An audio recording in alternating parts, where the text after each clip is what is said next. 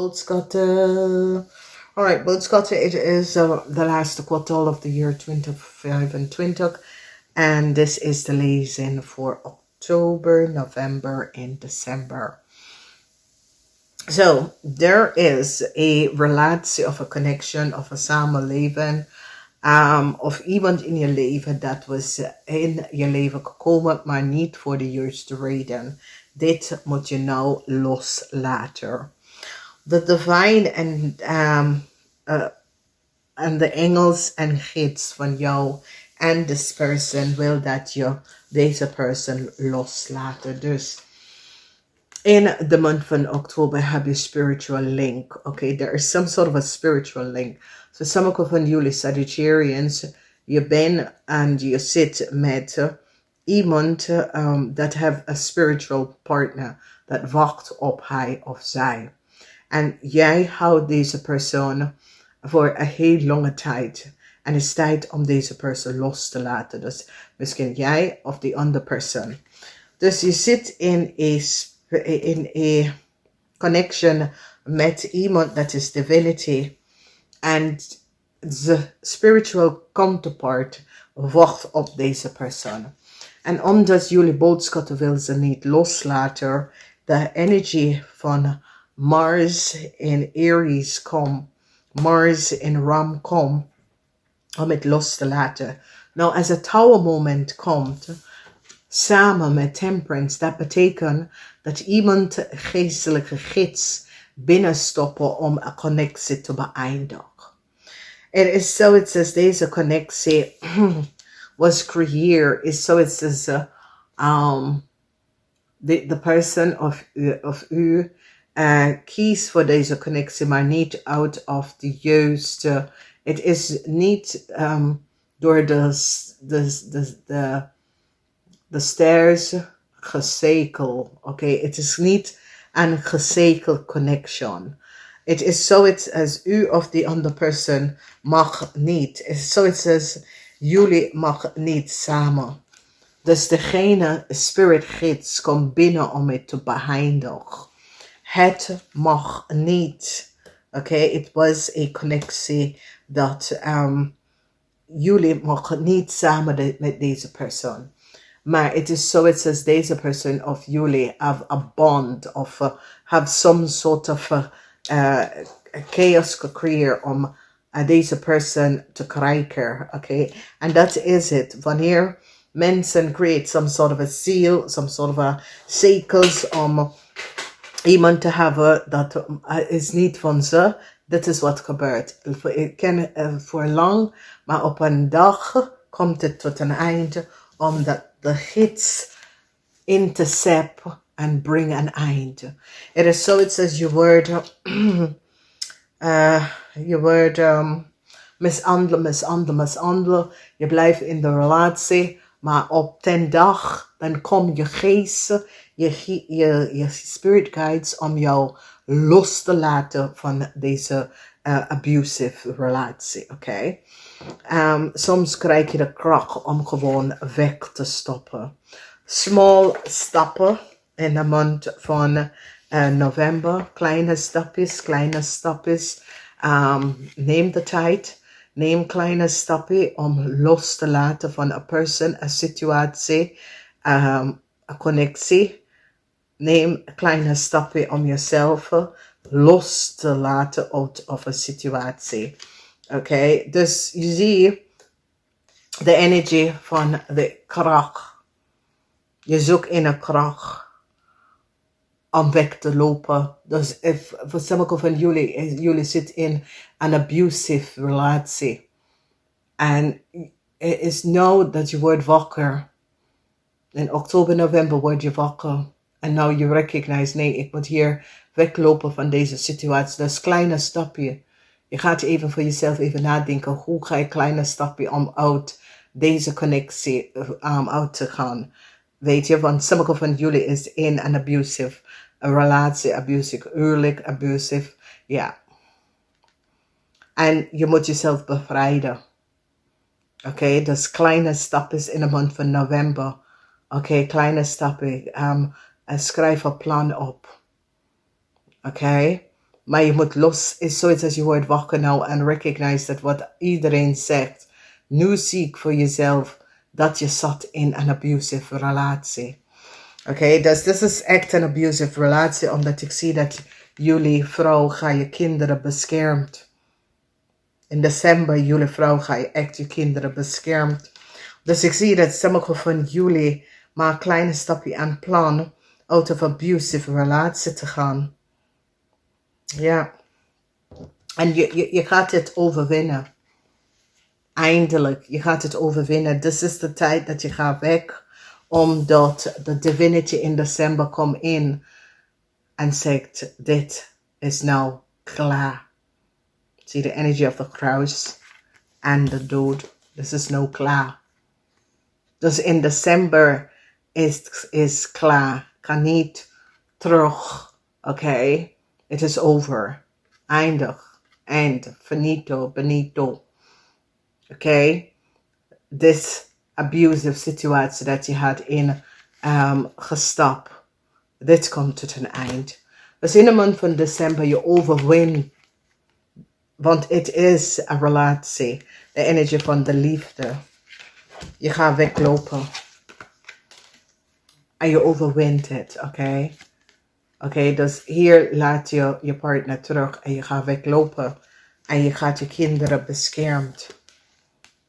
Daar zie je het. Dus dit is duidelijk van wat gebeurt in deze timeline. Oké? En voor sommigen van jullie al, als het is niet abusive, het is een relatie of een connection dat was niet gezekeld door de hemel. Het was echt niet gezekeld. Oké? Het was een energy drain connectie. Het was niet gezekeld. En hier ga je je kinderen beschermd. Oké? Je kiest voor je kinderen. Je gaat je kinderen beschermd. Omdat je recognize dat voor sommige van jullie mannen, je gaat nou recognize dat het is best dat ik laat de kinderen moeder achter en neem mijn kinderen. Omdat dat is de beste oplossing voor een situatie. Het was een connectie dat was niet gezekeld bij je gids. Oké. Omdat hier is zoiets als je engel nou in te step in de situatie. Oké, je engel, je gids stap in om te laten zien dat dit komt tot een eind. Het was niet gezekeld. Dus het is een situatie waar ik zie dat sommige van jullie mannen, het heeft mee te maken met jullie mannen en je kinderen moeder. Het was een ongezond en de connectie was niet helder. Was niet gezond.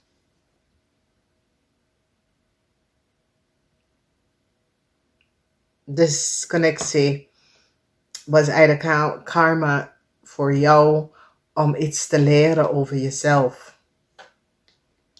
Maar je wordt bevrijder. Je wordt echt bevrijder. Je wordt echt bevrijder.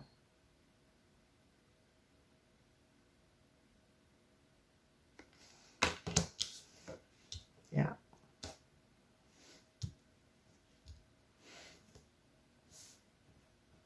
Ja.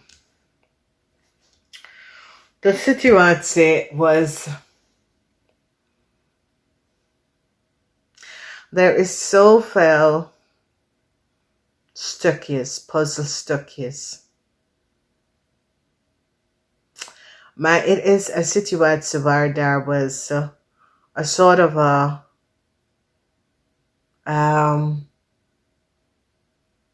cult group. Ja, ik zie jullie mannen gaat je kinderen, je familie beschermt, je kinderen beschermt. Jullie boodschappenmannen gaat je kinderen onder de hand en beschermt je kinderen. Er is geen sprake hierover. Oké, omdat je recognize dat je moet loslaten. Je moet de moeder losgelaten. En je kiest. Het is een situatie waar je moet zelf voor jezelf en de kinderen kiezen. En dan, ik zie dat jullie gaan dat doen, oké? Want je overkomt. Het is heel lang dat je zit in deze situatie, heel lang. En dat is het. Heel veel mensen, en dat merk ik nou, heel veel mensen hebben kinderen met mensen. En ik denk, heb je niet gezien de karakteristiek van de persoon voor je kinderen hebt? En sommige mensen zeggen, ja, maar ja, hij drinkt niet of zo of whatever. Of weet je, maar dan denk ik, als je weet dat iemand drinkt en doet drugs, waarom ga je kinderen nou nemen? Oké, omdat er is een derde persoon. Oké, en dat een kind grew up in dat soort of situatie.